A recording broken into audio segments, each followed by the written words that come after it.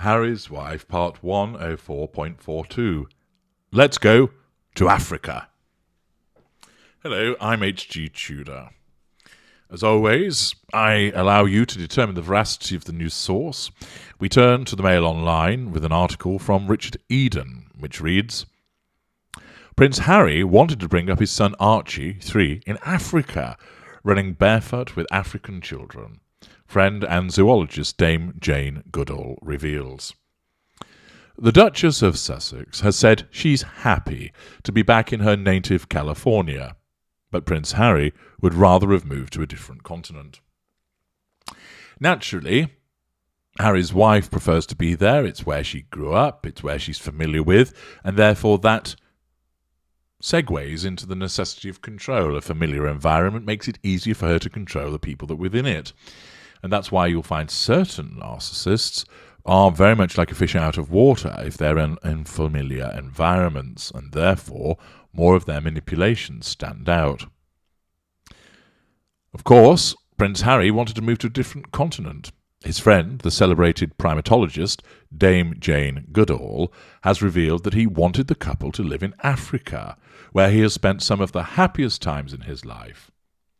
He wanted to bring up Archie in Africa, running barefoot with African children, she says, of their 3-year-old son. He and Harry's wife also have a daughter, Lilibet, aged 17 months. It wasn't just an idle hope. In 2019, the Sunday Times disclosed that courtiers had drawn up plans to hand the Duke and Duchess of Sussex a major international job that could have seen them moving abroad after the birth of their first child. Prince Harry's advisors were said to be working on a bespoke role for the couple, probably in Africa, that would combine some work on behalf of the Commonwealth along with charity work and a role promoting Britain. The plan had been drawn up by Sir David Manning, the former British ambassador to the United States and special advisor on constitutional and international affairs to Harry and Prince William. Of course, the plan was never put into action, and the couple moved to North America before quitting royal duties.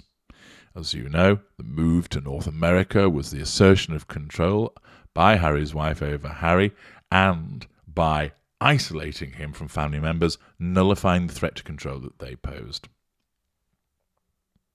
Had they moved to Africa, it could have made it more difficult for the Sussexes to sign lucrative deals with American companies such as Netflix, Spotify, and Better Up, thus, of course, reducing those residual benefits. Harry has a deep love of the continent and visited many times. His ex-girlfriend, Chelsea Davy, is from Zimbabwe, and he established a charity to help African orphans, Sentabale, with Prince Sisio of Lesotho.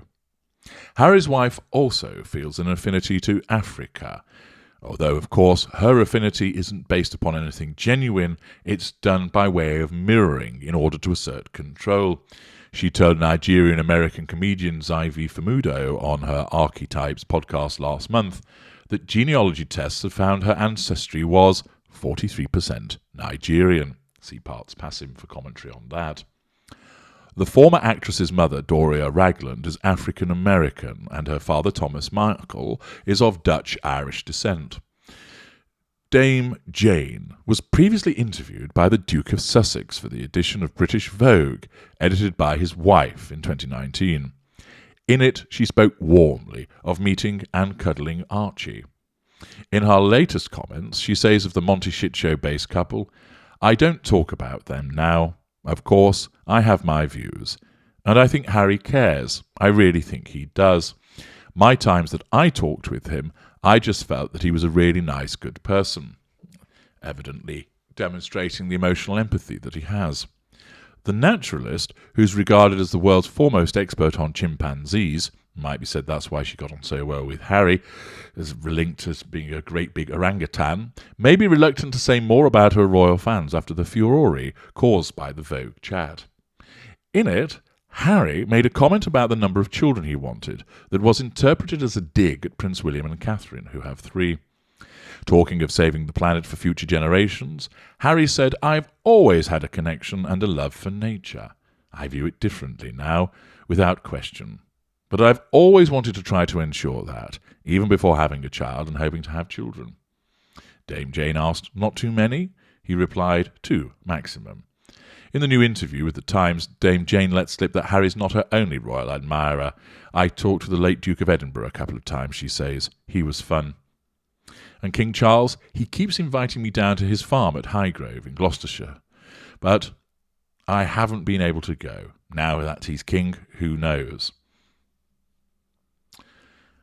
This revelation that Harry would have preferred to go to Africa is not particularly a surprise, and of course the fact is that what Harry wants, Harry doesn't get when it comes to what his wife suggests, because of course he's led by the nose on something else to be taken over the sea, and Harry's denied going to a place that is something that he actually loves.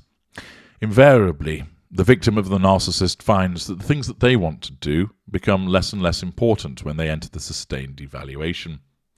Whereas the narcissist will have claimed to have such an interest in these things as Harry's wife did at their early meetings, this is only the mirroring, and it isn't genuine.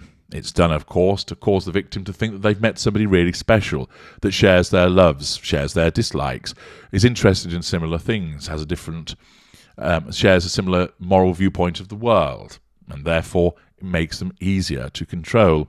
Of course, it's all just an artifice, as we mirror back at you your own traits, effectively causing you to fall in love with yourself. That's why it's so potent and powerful. You are actually seeking another version of you, not a facsimile of yourself, but someone who has similar interests, of similar levels of physical attractiveness. Someone has a similar moral outlook, has similar levels of intelligence, similar aspirations, similar hobbies, and so on and so forth.